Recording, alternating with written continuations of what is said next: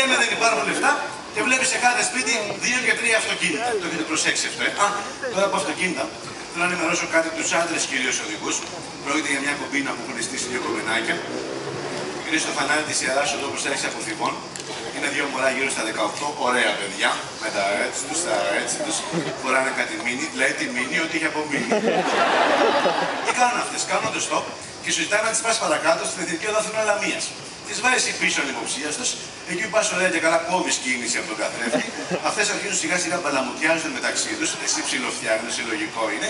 Κάποια στιγμή η μία από τις δύο αρχίζει σε φυλάει εδώ στο σβέργο και σε χαϊδεύει παντού. Αλλά όταν λέμε παντού, παντού. Ενώ οι άλλοι, χωρίς να το καταλάβεις, σου παίρνουν το πορτοφόλι. Το λέω αυτό να προσέχετε γιατί εμένα με ληστέψαν την περασμένη Τρίτη, Τετάρτη, Πέμπτη και Παρασκευή. Σάββατο και Κυριακή δεν τις βρήκα.